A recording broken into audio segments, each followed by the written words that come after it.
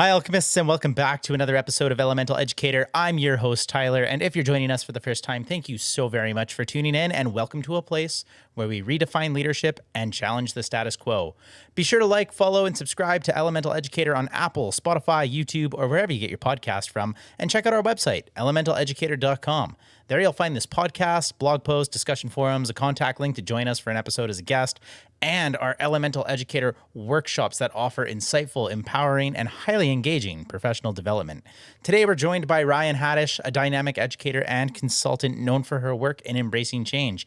I can't wait to dive into this episode with Rhyann, where we unpack adapting to new challenges. So get ready to let the alchemy of education ignite your passion for learning. Fire, earth, wind, and water. Not just parts of nature, but are elemental forces shaping the transformative power of education. Showing you the way on the Elemental Educator with your host, Tyler Como. All right, alchemists, welcome back to another episode of Elemental Educator. I am here with Rhyann, and Rhyann has so much experience around change and adversity and just going with the flow of things. And I can't wait to unpack this with her. It turns out that there's still change happening that we have to embrace and we have to accept. And I can't wait for you guys to listen. Rhyann, thank you so much for joining me today. Thank you so much for having me. Oh, I'm thrilled. So I guess I want to know a little bit, Rhyann, just about you. So how did you get to where you are now in education? Okay. So I started teaching in 2011, and I have bounced around a lot since I started teaching. I've moved grades and moved states a few different times. I graduated from Pennsylvania, and at the time, it was just very competitive to work there. So my college had posters all over the place about job fairs and teaching in North Carolina. And I didn't go to a job fair, but I did just move to North Carolina. So I just took a jump and got really lucky and landed the first job that I interviewed for and stayed there for a few years. And I liked North Carolina a lot, but there are some pay challenges working in that state. And I was at a point where I wasn't going to make any more money until I got my master's degree. So I decided to get my master's, and then they took away master's pay. So I moved again. What a coincidence. I know, like literally 2 months after I graduated. I was like, are you kidding? So that was not ideal. And then I decided to move to Virginia. I wasn't like quite ready to go all the way back home to Pennsylvania. So I did a nice halfway point. And Virginia was great too. I loved teaching there. I stayed at one school while I was there, but I taught second, third, and fifth grade in that building. And then I met my husband, and he got a job in North Carolina. So I went back to the district that I started in. So now Without the I'm master's here. pay. Yes, exactly. So more experience, but still no master's pay, but it's okay. It is what it is. So why education to start with? This is like one of those questions I feel like everybody asks a teacher, and you're supposed to have a really good answer for it. And I feel like I No. don't. I feel like Yeah. I don't remember there being a moment where I was like, oh, I'm going to be a teacher. But when I got started like applying for colleges, that was the only thing that I was going to do. I was like, oh, I'm obviously going to go into education. And I don't really remember there being a moment like that where I just knew that's what I was supposed to do. But it's funny because my mom had kept like all of our report cards growing up. And looking back at my report card comments, it's, yeah, she loves to go and help the younger students learn how to read. I don't even remember doing that as a kid, which is funny. So maybe it's just something I was meant to do. I'm not sure, but That's got to be like an old mom thing, not to offend all the old mothers out there. Because my mom kept my report cards too. And yeah, I'm just like, now they're digital. You can look them up. It's fine. There's a box somewhere with them all. exactly. But All these weird memories. there's a really cool snippet in what you just said, though, because that report card comment about how you like to go and help the little ones read, you're a helper. Yes, Right. very much. And that has to transfer into part of your why you got into education, even if you didn't know it at that point. Did you have a validating piece at some point in your educational career where you said, yeah, I'm happy I became an educator? I'm definitely happy I became an educator. There's no part of me that regrets this. But I do think that I was somebody that struggled to learn certain things. There were definitely certain skills and certain concepts that I remember just being very hard for me. And I always had a few teachers that were just really wonderful. teachers that I really connected with. Like my second grade teacher, I will remember everything about him probably forever. You just have certain connections with some people. And I think that might have been why I liked to help the younger kids. Like I liked to be the one that knew how to do something to help them. Maybe it was a confidence booster while I was still learning. But I do think that I carry a lot of that with me now. But no, education's never been something that I've regretted. I've always loved this job. That's awesome, because that is something that people get to, and they burn out within their first 5 years because they jump in, and I don't actually think going to school and getting your ed degree helps you for what you're going to face when you're actually an educator. There are so many different Usually. tangible factors, which is crazy because most degrees that I think about, when you're done, your degree actually helped you. And I sit here and I go, okay, maybe I learned where the curriculum was, but I'm not actually sure if my undergrad actually prepared me for my first year the way that other undergrads prepare people for the workforce. With that, though, you started in Carolina, you jumped back to Pennsylvania, but jumped back to Carolina again. Was there any differences in shifts of education going from different states? Certainly a shift in standards and also just a shift in the schools. When I was teaching in North Carolina, I was largely in low income schools. And when I moved up to Virginia, I was just in a wealthier area. So while I had diversity in my classes, it was still a much different group of students. And year after year, like parents were different. So there's a lot of differences that way. But And it was Virginia because it was the halfway point. Sorry about no that. Yeah. worries. Yeah, it's definitely different. And just every school does things differently. Every team does things differently. Every class is different, right? So I feel like no matter what, you always have to be flexible in those different situations because you could be teaching the same grade level every single year and your classes will be completely different. Being flexible is very much like the air that I talk about, and having to go with the wind and go with the flow of things. It's very closely linked to the water element that I like to bring into this. You said that you just have to be able to do it. And obviously, that would be a strength for you. How do you do that? So, when you're making that shift, you talk little things, even from just standards, which are fine. You can just learn the other standard and then teach to that standard. But the climate, the culture, the environment, how did you go about dealing with change? Well, I think in any situation like that, you have a choice, right? Like you can stick to what you know and you can do what you've always done and see how it works out for you. Or you can really be vulnerable and let yourself be new in that situation. And I think some years I did both, admittedly. Like I was not always vulnerable. I did not always go into situations with an open mind. There were definitely moments where I was like, oh, I know exactly what I'm doing. Like, I've got this. And I was like, oh, no, I do not have this. Whoops, was I wrong? And those situations, I feel like, as a teacher, I feel like I say all the time, if you can't laugh about it, you're going to cry about it. Because as much as you can love teaching, there are hard days. There are hard students. There are hard families. There are hard situations. So even if you are the world's greatest teacher with all of these wonderful skills and habits, it's still hard some days. So I think one of the things that helped me the most is the years when I did lean into the people around me, like where I did ask for help, where I did reach out to those colleagues that knew more than me, or had been teaching this content or this grade level longer than me. Because without those people, you really don't learn and grow. And I think we're in such a unique position, like you said, we don't learn a lot of this stuff in college. We learn it on the job. And if you're not willing to learn from the people around you and carry it with you, then like you're just stagnant. And there's no place to be stagnant in education, unfortunately. You've got to keep moving and changing and growing. And your point is so interesting to me because it's so true. And when we say it out loud, it sounds ridiculous. But being vulnerable and then asking people for help under the same equation, to me, where did we reach a point where asking for help and asking for support became a vulnerability and people became afraid to ask those questions? Step one, and of our first point of action, how do we shift our own mindset so that asking for help isn't viewed as a vulnerability? First, I don't think there's anything wrong with like being vulnerable. I think the word itself maybe has like a negative connotation, and which is why we think it's bad.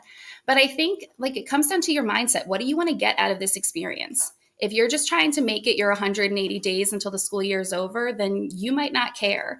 But if you really want to connect with your class and you want them to grow and you want to have a wonderful experience and you want to just feel joy and purpose in your life, then I think you will do those extra things and you won't feel maybe so isolated. You'll feel more empowered asking for help or collaborating with colleagues, because it really is like an isolating thing to be in a classroom all day.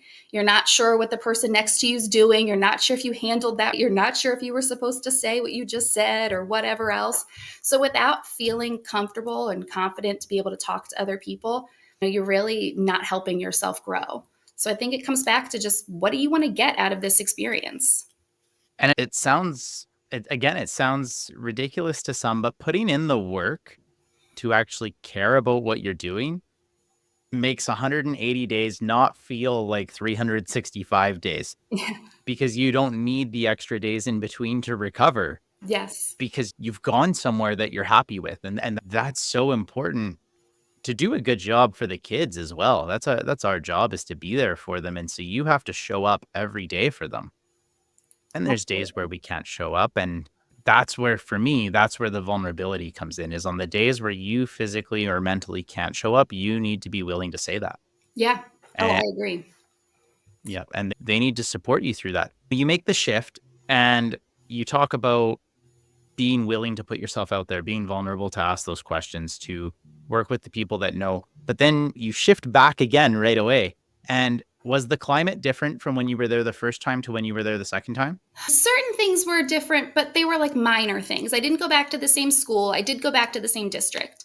And I still worked in the same kind of environment that I had the first time I was in North Carolina. The biggest shift the second time is that I had started a school year in Virginia and I had to leave mid year and pick up that school year in North Carolina. And that was something that I have never done. And if you can avoid it, I'd recommend it because Was it same grade level at least? it actually was, which was really Okay. wonderful. And I got very lucky that it was a third grade position to a third grade position. But there were just certain things that I didn't know. One thing is, my students in Virginia had me all year. I didn't have any absences. We were together from the very start, and I left mid November. The students that I inherited had a teacher who was out for 5 weeks. So they had a rotation of subs and they were dispersed and brought back together and dispersed again. And so when I came in, they were like, "Are you our teacher for real? Are you going to stay?" I was like, "Yeah, I'll be here." So that was like one thing, because they really had not worked as a cohesive unit. They had been with substitutes that they didn't really have a connection with, or they weren't working on community building. They were just working on content. And then right after I got that job in December, my dog passed away in January. And if you are a fur parent, maybe, but that was devastating to me. And it was one of those things that, like, I had no idea it was going to come, and it just like rocked me. And there were a few days where I couldn't be like a great teacher to those kids, and that felt awful. I had only been there for a few weeks and I had already taken a day off because of my dog. And when I came back, I just had a very open conversation with them. And I told them, I was like, "You know what, guys, like, you deserve a teacher that's here all the time. And I know you haven't had that this year. And I want to be that for you, but I need to tell you why I wasn't here a couple days ago." And telling them that experience about my dog, they like, I think, bonded to me in that moment. I think they finally felt like they knew who I was and felt like they could connect with me and trust me. And actually telling them made things a little bit easier. It made it easier to go into class the next day. It made it easier to like be around them, and they understood. They were like, "Okay, she's just like a little sad, but it's all right." It was like they were so caring and so sweet. And so even though that was just a hard experience to be with kids that you don't know mid-year and still have curriculum rolling, you really can't pause the brakes or pump the brakes, and you are just going. But also I was dealing with like my own sadness and grief. It was a very challenging year, but I will say that group of kids was wonderful, and they really like just wanted to learn. They were so excited that they had somebody in there, and they were willing to give it as much as they could just to learn. So it was a hard year, but I definitely think that it made me a stronger teacher. We're going to unpack a lot of that story all together. I want to jump back though to when you're in Virginia and you find out your husband is getting a new job. Hmm. And so that kind of in its own pushes you to play with fire a bit and start finding your own job for yourself. So your fire was pushed on you. Yes, That definitely. that experience, when that moment came to you and you said, "Oh crap, I need to find a spot." How did you how did you overcome the initial mindset of just feeling overwhelmed? I think honestly, my first thought was like guilt. Oh my gosh, how am I going to leave my kids? What am I going to do? I think that was the first thought I had. Can I even leave? Should I finish out this school year? Should we just be long distance? And that ended up not making sense for us. Part of me, I will say that because it was a jump to a place I'd already been, it wasn't that scary. If we were moving to Arkansas or somewhere completely different and I didn't have any ground to stand on, I might have felt probably more scared.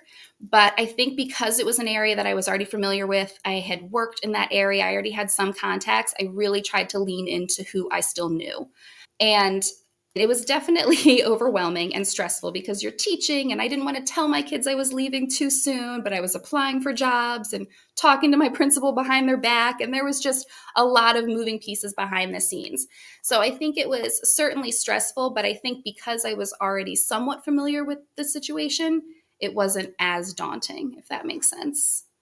For sure. And you would have reached a point where you accept a position and now you have to tell your kids. Yes. So how did you navigate that? Because that's tough for them. Oh, it was. Yes, it was very tough. The school that I was working for, we had a morning meeting and a closing meeting every day. So I had told them the Monday before my last week. So I finished on a Friday. I told them Monday. And my thought process there was some of them are going to be like nonchalant. Some of them might care. Some of them might need time with this. So if I give them this time now, then we can unpack it through the week and we can work on it together. And I had never had a conversation like this with them. And I like started to cry. It was very dramatic. And as soon as I started to cry, all my kids were like, wait a minute, you're not going to be our teacher. And I was like, I'm so sorry. It was a really heartbreaking moment. And that was very hard because we That's hadn't. just how much you care, though. Yeah. Oh, and they were a great group, and we had just found our place together, right? The first Yeah. few weeks of school, you're still trying to learn each other's moves and get into a rhythm, but we had found our groove. And I was like, oh, I'm so sorry, guys.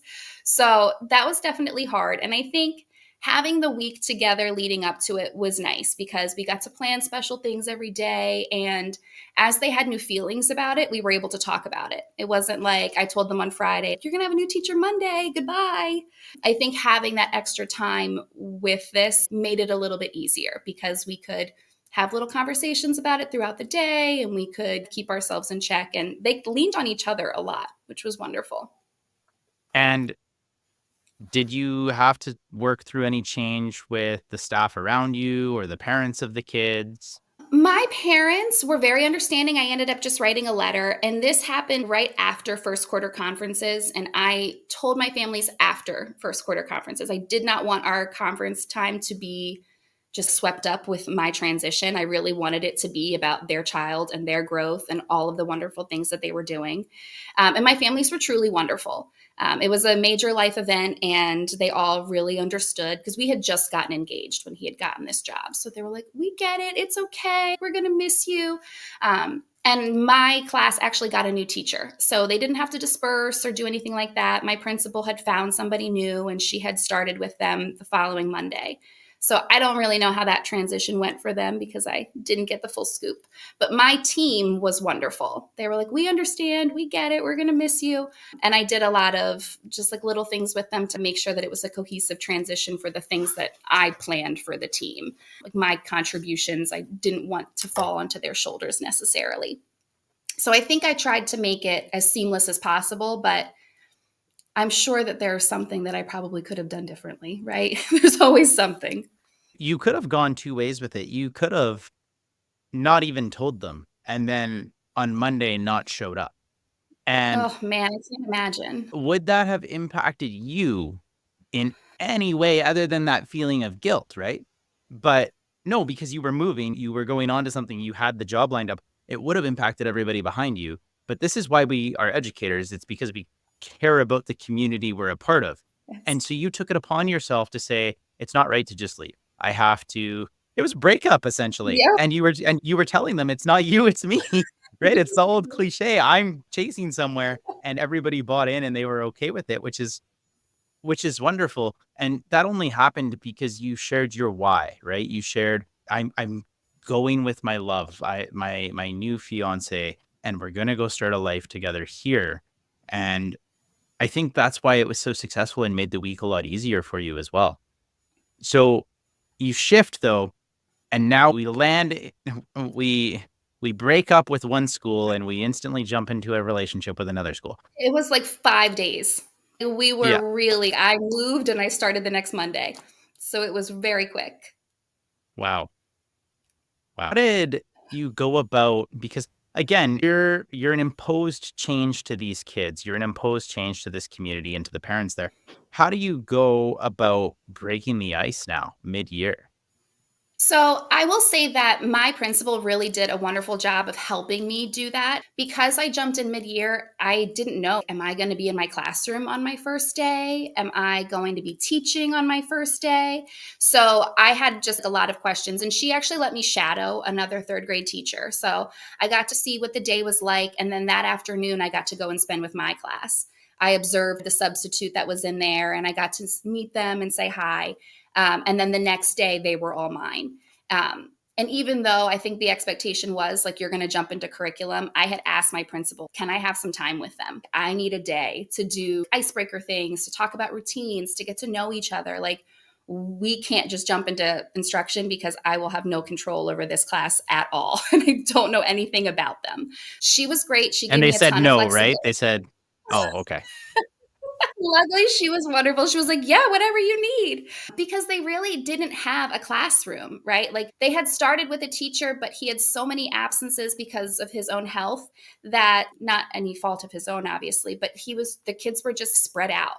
There were so many days where they weren't even together in the same classroom. They fought over who was going to sit at certain desks. They didn't even have seating, right? I was like, we need to start over. And they also didn't really have a classroom community. They didn't have decorations up. They didn't have any of their work up. So that was something that I did the first week. I put together all of their things and I tried to make our classroom a little bit more ours. But like I said, they were starved for a teacher. So they were not very resistant to me coming in. They were actually so excited. You're going to be our This teacher is something forever? so cool. And yeah, what's so cool about that is you, because they're grade 3, their minds are so easy to be shaped still. And if this was a high school class with a transient teacher, it would have been so tough, and they would have just said, "Ah, you're gonna be the next one to leave us," or they're not gonna try to build that relationship. But you had the ability to still shape these minds. So I'm assuming, and jump in if I'm totally wrong here, as soon as you started doing those things to establish community, kids loved you and they bought in. Yeah, they did. They were just excited. They were excited to be a part of a regular classroom. They liked the routines that we had. And I changed everything from what they were doing because they didn't really have a set routine. Their morning meetings sometimes happened, sometimes didn't. I was like, nope, we're doing it every day and this is how it's going to go. And they're like, oh, okay, this is fun. I was like, great. I'm glad you think so. But I think you're totally right. It has to do with the age. That's such a good age for kids that just want to be a part of a classroom. I can't imagine what middle school or high school would have been like with that same situation. What would you have done if it was? Let's say it was a grade 8 or a grade 9 job and you were coming in. Would you have done anything different? In that situation, I think that it was hard because I handled it as probably best as I could at the time. And then I dealt with my own personal struggles and they really were hard for me. That was a really hard moment, like when my dog passed and when he got sick. So as much as I really wanted to do all the things that I always did with my classes, it was hard for me just emotionally some days to show up. So I think like in hindsight, if I didn't have maybe that personal struggle that year, it would have been maybe a little bit different. But I do think that with the time we had and the ways that we worked together, like we had a great end of the year. We finished out really strong. We had good relationships. We learned a lot and we did a lot of fun things that I think they were very excited about, even if it wasn't exactly the way it was probably supposed to go. Good. I'll just say really quick here. I think we're having an internet trouble. It won't affect my I recording. think so too. It won't affect our video. but you're cutting in and out a bit. So if I'm missing anything, I apologize, but I'll make sure in my editing process to go back and clip anything that I need to clip. You'll come through great on my end because it's recording locally for you. So I'm not too Okay. worried about that. But I think what's really important, what you spoke to a bit, is you're showing your passion and you're showing your heart towards why you're a teacher with these kids. And we joked a little bit and we said, I don't think it would have been the same in a junior high or a high school setting. I think it could have been, as long as you led with the same way, you led with your heart, you led with your passion. Because if you walked in as somebody just moving into the town to be a teacher, it's perceived totally different as somebody walking in to take on a job that they're truly excited about taking on. And the perspective that those kids are going to give you is no different. They might not jump up and down and scream and all want to come give you a hug because that's weird in high school, but they might say, okay, cool. This person, I don't even know what they say right now. They might say this person is dope and they want to come and join our collection. That was a horrible example. I don't think dope's a thing that people say You would know better than me what anymore. high school slang is. Who knows? Yeah. I'm so not in touch with it either. It's what it is. So not only was it a grade 3 change, though, you throughout your career have had various grade level changes, right? Yeah, And so how did you seek that out or was that kind of imposed as well? there's a mixture there. I would say most of the grade level changes were like you're voluntold that you're going to be on fifth grade next year. And by the way, you're team lead. Or we need somebody in second grade, so you're up. But I did this most recent experience from the third grade position in North Carolina. I did ask to go to kindergarten. So I currently teach kindergarten, and that was something that I asked for. I started my career in kindergarten and I love it. And I was moved into a fourth grade position my second year. And that was fine. I liked fourth grade too, but I always wanted to come back to kindergarten and I just never got the shot. So with this principal, I was like, if you would like, I would love to teach kindergarten. And she made it work. So I couldn't be happier. The support there is awesome again. They're letting you pursue what you want to pursue. Have you noticed anything different between kids and their mindsets and how you need to interact with them from kindergarten to grade 5? Oh, yes, for sure. I think kindergartners have just this innate sense of confidence, right? Like, I can do anything. I'm the fastest, I'm the smartest, I'm the best. And that's the kind of confidence that I love, right? Yeah, you are. Like, you got this. Absolutely. Let's keep going. But I definitely had fifth graders who already knew that they didn't read as well as the kid next to them. They couldn't add as quickly as the person next to them. They weren't getting their math drills correct. That is, I think, definitely a mindset where you already feel pressured against your peers or you feel like you should be able to do something that you're not able to do yet. And that was very hard because some kids, unfortunately, they've already shaped their mindset about themselves. They're 10 or 11. They're like, I'm not good at math. I was like, yeah, you are. Of course you are. We just need to keep practicing. It doesn't happen overnight. And that's really challenging just to hear, right? Not challenging to deal with because I think that's part of our job, right? We're cheerleaders for their success. We're always trying to cheer on our kids. We're always trying to motivate them. But it was heartbreaking to hear a 10-year-old say, I'm not good at this. This isn't my thing. Like, it might not be your favorite thing, but you are good at this. You are capable. And that's just a hard thing to hear somebody so young have such a fixed mindset about themselves. And they reach an age where they start to recognize people around them. They start to recognize and draw comparisons. And we're in a world where apparently competing and comparing is at the top of everybody's agenda to-do list, even though it makes no sense because we all grow and move at our different rates. But with that, you talk about mindset. And how do you address that? How do you take on people that have that mindset and challenge their status quo and say, you don't have to think that way? Yeah. Do you have an I think actionable way to help break that barrier for people? I missed a little bit because of the audio. So an actionable barrier to break down like kids' mindsets when they have a fixed mindset like that. Was that your Yeah, question? how can we action that? Yeah, the gist of it. I think there are so many ways to instill confidence in a child, and I think a lot of it comes down to just proving to them over time that like they are capable.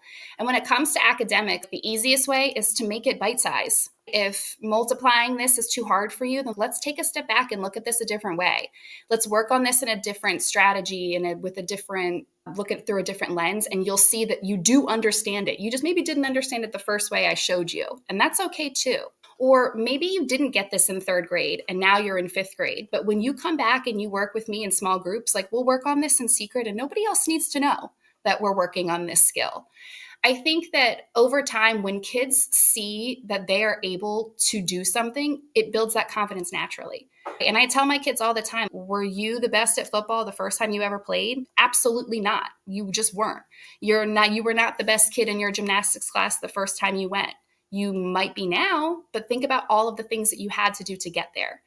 And I use myself as examples all the time. Like, I was really awful at telling time. It took me forever to learn how to do it, but I'm a grown up and I can do it now. You sometimes just have I think just because you're a grown up doesn't mean you're great at telling time, though. So let's make that clear. That is true, but I can do it now. And that's the point, right? So I feel like you just have to sometimes relate to them. Like, not everything comes easy for everybody, and that is totally okay. It's okay to have your strengths and it's okay to have things that you're working towards. It's all progress. I like that you didn't say weakness. I like that you said things that you're working towards. Because people often say this is your strength, this is your weakness. Yeah, but that's not really what they are. Sometimes it's just something you don't have exposure to or you're not comfortable with yet. One of my least favorite questions in any job I've ever interviewed for in my life is, what experience do you have to take this on? And my response is, it's usually pretty good, but there's that small part of me that just wants to go, I don't have experience because I've never had this job. That's why I'm applying for it. So I can talk about my qualities of my past experiences and how they've built up. But if you're looking for somebody with experience in this job, you shouldn't have fired the person. Because I need to get the job to get the experience to do well at the job. And you have to be willing to let me grow in my position. And I always try to make a point whenever I'm talking to people about an interview to not ask that question, but to ask, how are your past experiences going to help you in this one? Right? It's not so much I'm looking for somebody with 5 years of experience in this position. I would have kept the same person. We've covered a lot of air and a lot of water here. We've covered a lot of embracing change, embracing adversity, and then how you ease the process of change when you get a little bit of control around it. Now, you're planning to start something cool where you help other people embrace their own changes. Can you help me unpack that a little bit? Yeah, absolutely. So, this is something that I think just through my own experiences, I'm very passionate about. Because I've worked on different teams and in different schools, I know that not all teachers get the same level of support, right? There are some schools where you have teams that are very cohesive and they work together and they love to collaborate, and then other teams where everybody fends for themselves. I've worked with administrators that have had my back and will provide me with endless support, and others that are focused on somebody else instead.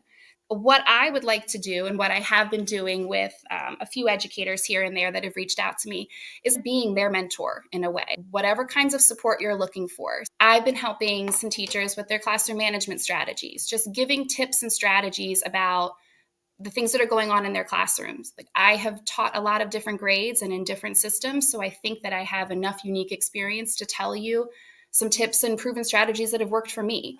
And a lot of it, I think, is just seeing it from a different lens, right? A lot of teachers look at their planning as something that's very daunting. It's so much. I don't know how to get my head around this, but I can help you, right? I lesson plan and I can show you the way to do this.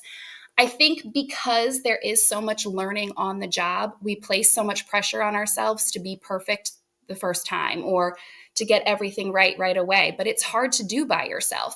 And there's just nothing worse than being a teacher in their classroom and you don't feel confident, or you feel overwhelmed, or you don't feel like you have control of your class, or you don't know how to teach this content. So my goal is to be able to help teachers through one-on-one coaching, make them feel confident in your classroom. So if you're working on data, like, I don't know what to do with any of this data. I've collected it and now I don't know what to do. I don't know how to make my small groups. I don't know what to do with my instruction. That's where somebody like me comes in. I can show you how to look at this data. I can show you how to make this make sense for you so that you can do this on your own and really feel empowered in your own classroom. So my goal is to be able to support educators as much as possible. And that's through one-on-one coaching. And we're not going to get the full free workshop here, but I am going to ask you for a snippet of maybe some unsolicited free advice. Where is the starting point for everybody that contacts you? So, where can they find me or where do we start? Okay, well, you can find me on my Instagram. Everything is linked in my bio, so you could make an appointment with me there. But I can't tell you where we would start because it's really dependent on you, right? The idea of this is one on one coaching. So this is tailored to your needs. So I offer services for lesson planning, for data analysis, for classroom management, for behavior management, and also just general mentor service. Like you're new to the building and you don't know what to do. You're new to third grade and you don't know where to find your content. So I do have a wide variety of services, but it would also depend on what you are looking for. Like right now, I'm working with a teacher who is looping with her class next year. And she's excited to be able to loop with her class, but she knows that she doesn't really have the community that she wants. So even though it's May, we're working on classroom building strategies right now to build that community so that when her kids come back in September, they're a cohesive unit. So things like that are very tailored to what's working for her. And I don't tell any teacher that they need to follow these rules, right? Because your classroom is yours. It fits your personality and your style, and we all have our own. So what I try to do is get a gauge of what your classroom looks like now and what you want it to be, and how can I help you bridge those gaps. And I'll link your Instagram account in the description of this at the end so that when we're posted and we're live, people can just easily click. They'll find you right away and how to get a hold of you and contact you. Perfect. It's very powerful to also say, just as kids are different, teachers are different, people are different. And so I'm glad you didn't say step one for everybody is this. Yeah. How I would always start with a step one of what's your why? What are you trying to get out of it? What's your Yeah. end goal? Let's think end in mind. And I do have one rule that I follow, and it's always questioning back, how does this support your why? If you're here for kids, how is what you're doing supporting that why? If you're here for yourself, how is this supporting you? Because not everybody's in an educational setting, and we do have different whys. And you might even find that some of your clients are non-educators at some point that are just looking for improvement. And we have to root them back to their values and their guiding principles within that. First of all, that sounds really exciting and really fun. Is there a timeline when we can expect that to be up and fully running? It is up and fully running now. Yeah. Yeah, it's like a weird time because so many teachers are in summer mode. But if you are somebody like this first grade teacher that is looking to get some ideas under her belt, you could start now. I also think that this summer, when you are thinking about your own reflective practices, I'm somebody that's like a giant nerd and I start planning for my school year like in July. I just get excited and I can't help myself. So maybe you're like me and you already are thinking about things you want to do differently. So it's up and running, but I think it's a weird time for people's mindsets. And if you want your year to be easier, you're going to start thinking about it before the year starts, because you don't want to hit September, I guess for you guys in August as well, feeling overwhelmed. You want to hit the ground running and be prepared. That doesn't happen by just walking in and flying by the seat of your pants. You've put some work in to get there. Absolutely. And so a service at this time with you is almost optimal for everybody if they're looking for that. I'm thinking of it as like personalized PD. And this is just you. What do you want to get out of teaching? What sorts of experiences do you have that you would like to build on? I think all of our sessions are very solution oriented. We're not just venting and ranting about the things that aren't working. We're here to really come up with solutions so that teachers walk into their classrooms. Oh, I got this. I know exactly what to do. I've got a plan. If things don't go according to plan, because they never do, I'm not going to freak out because I can do this.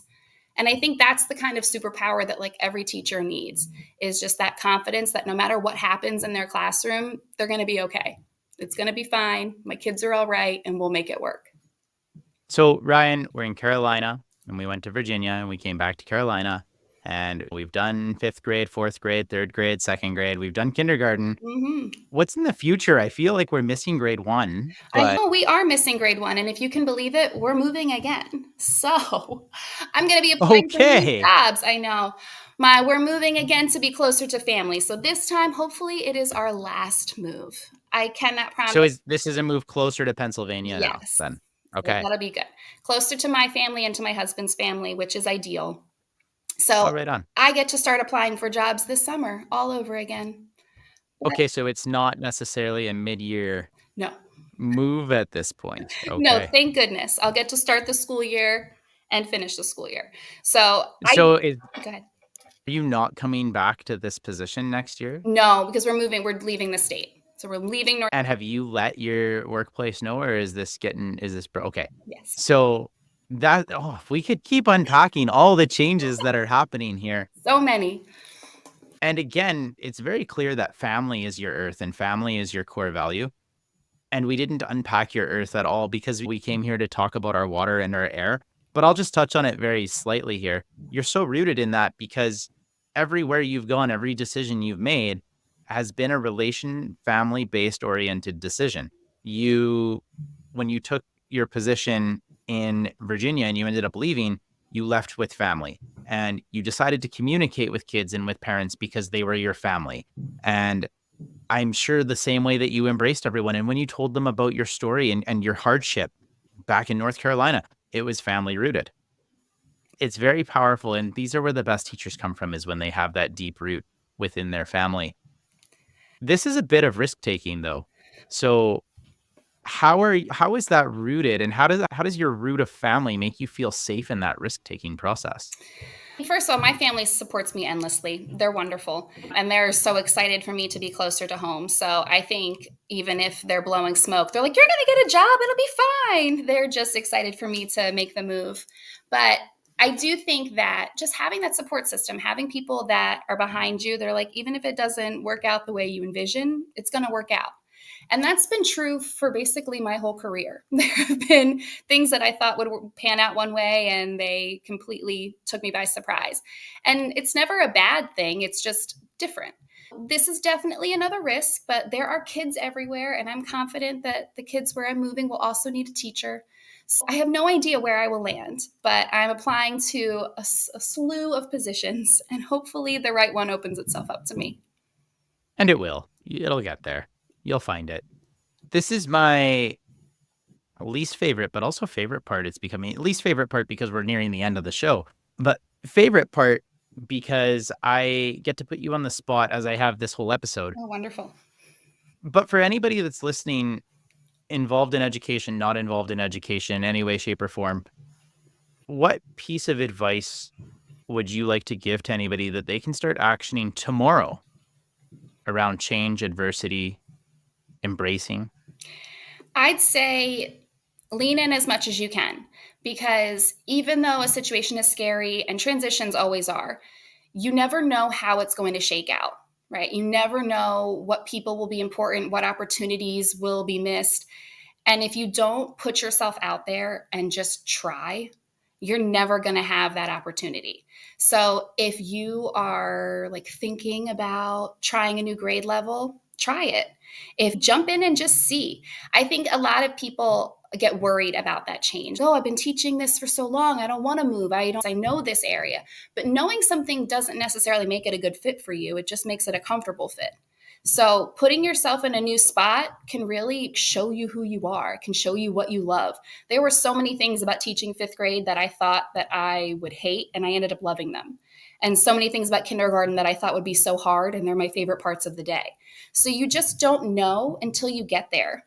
And I think try to make the best. Try to make the best of your situation, and you might be surprised. And nothing's forever. So if you hate it, it's fine too. And if you're not willing to push yourself, how can you expect to push your students Absolutely. to get the best out of them? Yeah. Rhyann, this has been amazing. I can't thank you enough for joining me. You've been listening to The Elemental Educator. Our aim is to illuminate optimal educational practices on a global scale. And second, we want to shine a light on the expertise and knowledge that Tyler brings to educational institutions. He's not just a talking head. He's a practicing educator, a school principal, armed with a master's in educational administration, and on the brink of completing his doctorate. We hope you've enjoyed the show. Make sure to like, rate, review, and subscribe. We'll be back soon, but in the meantime, find us on Instagram, Facebook, and X at Elemental Educator. And to contact us, fire off an email See what I did there? Fire all of it. Okay. Send an email to elementaleducator@gmail.com. See you next time on the Elemental Educator.